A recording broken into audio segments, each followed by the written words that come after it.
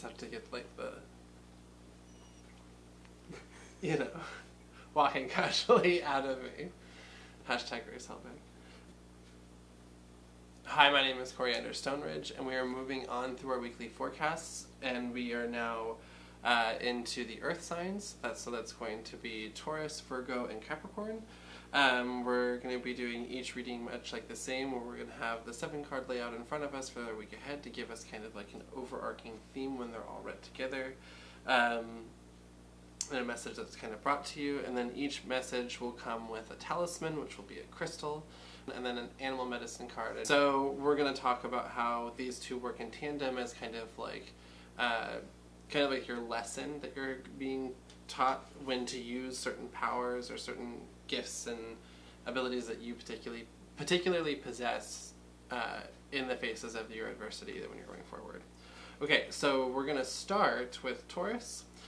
Taurus, your talisman is going to be this one right here, which is Tempest Stone. It's a little hard to see, but we have Tempest Stone, which is a crystal that when we look at it, we're using it to harness the power of storms, because it's a blue stone that has ribbons of red and brown in it.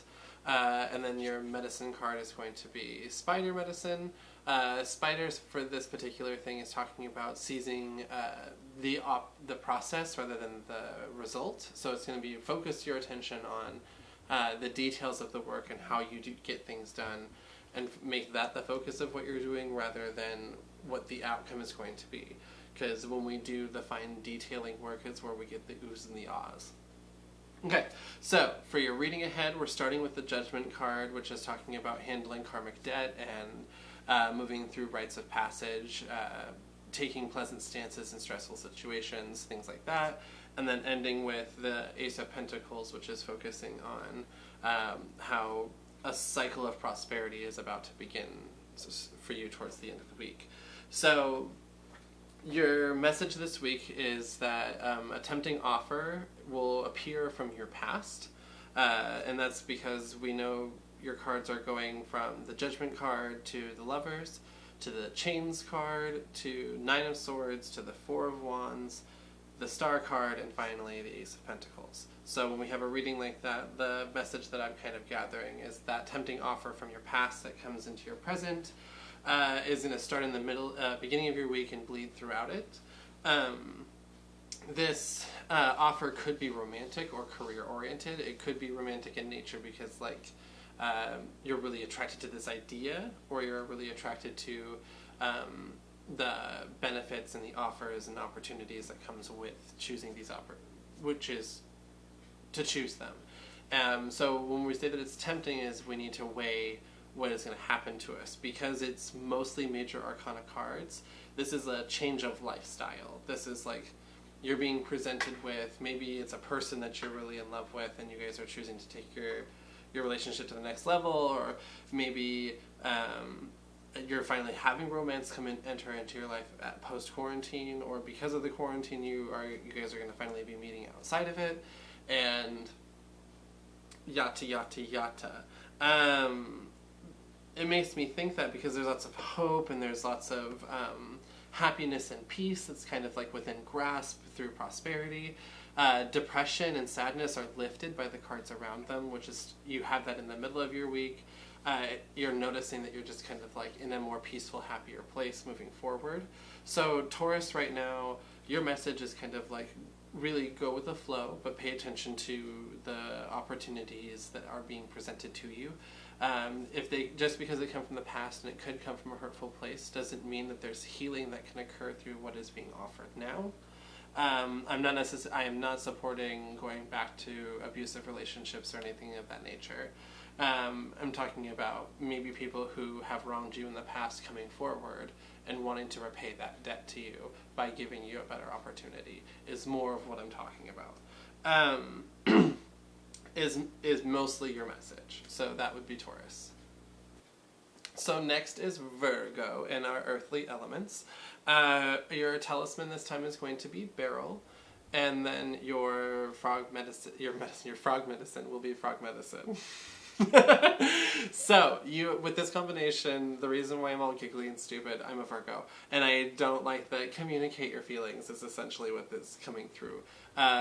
Although Beryl is known to be a little bit diplomatic, so pick and choose which feelings you are choosing to express, but still express them. So this could be a moment where don't be overly sensitive when you're trying to just communicate that you're feeling vulnerable about a subject. So your sensitivity could react in any capacity. That could be anger, that could be sobbing, or that could be getting defensive, that could be retreat. Like, instead of choosing the second-hand emotions or the reactionary elements to our emotional riptide, with the Beryl being there saying be diplomatic. So focus on the core issues of what you want to get out of the outcome.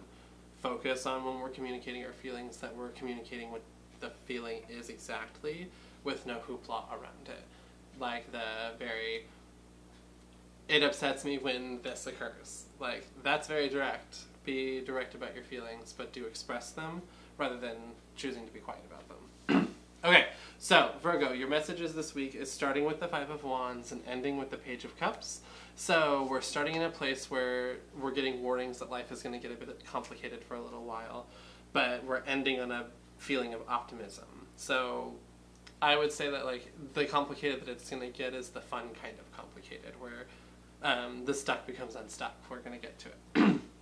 Okay, so the beginning part of your week is making you feel complicated by life's moment, and you're being reminded by your subconscious, so that through dreams, daydreams, visions, etc., when you are being, that you're basically being distracted and you're not taking enough action. So you need to be action-oriented in the week to come to combat that sense of dreaminess and loftiness with not really knowing what you want to do about what is to come, because you're focused on the complicated part, which is usually gossip and social and stupid, and don't pay attention to it. Consequences of actions will reveal themselves through your haste and ego, so be careful when working with this sense of, like, I need to get life on track, I need to get going, and you do that by putting the pedal all the way down. Don't. Haste makes waste, and your ego is not your friend. So by midweek, that should be kind of tapering off, or kind of like hitting its peak, so that by the end of the week you can be focused on taking the right times to retreat from the people around you, to really build a skill or focus on a project that you're working on, because whatever you're working on, if it's been feeling stuck or holed up or unmotivated, that energy is being released now, and it's opening up. So that's why at the end we're feeling optimistic and hopeful about our projects and the things that we're doing in our life. So that is our message for Virgo. So last but not least, we are on Capricorn, rounding out our earth signs and getting this list kind of tapered off. Your talisman this time, Capricorn, is going to be what is known as Falcon's Eye, or Blue Tiger's Eyes is its more common name, and then your medicine is going to be the horse medicine. So we're combining protection against anxiety and phobia, as well as the stamina to keep going. So we're bringing together really good talismans about what to prepare you for your week, because we're not necessarily feeling super confident and strong at the beginning of it. So understanding that we have a talisman to help ward off that anxiousness and our whatever phobia is coming our way, whether that is a threat to home or job, or a threat to a relationship, or a threat to an understanding or a principle within your life. You are protected against the immediate threats of those things. And with the horse medicine being there, you're being reminded that you've got the strength and the endurance to persevere through whatever you're about to face. You'll be like the horse, able to keep going. Okay, starting with the Ten of Swords and ending with the Lover's card says that we're ending with emotional decision making, and we're starting with the disruption of plans and this kind of feeling of dread. So in the beginning of our week, towards midweek, we are filled with a disruption of plans due to a lack of resources or a lack of planning. So by Tuesday, Wednesday, Thursday, you're taking some time to sink your teeth into enjoying the part of the quarantine where you get to kind of like be in your own space, retreat a little bit to work on the things that make you feel creative, passionate, and energized, because that period of creativity is going to kind of like create balance and a sense of solution to whatever you're dealing with at this particular time. You're going to feel kind of like a break from things is going to arrive, whether that's going to be a pause or a hold on a relationship, on making plans for the future, whatever is coming down the pipe for you. You're not going to make a decision about it right now because you're paying attention to the emotional tendencies around you, and you're not in the headspace to make any like long-term choices.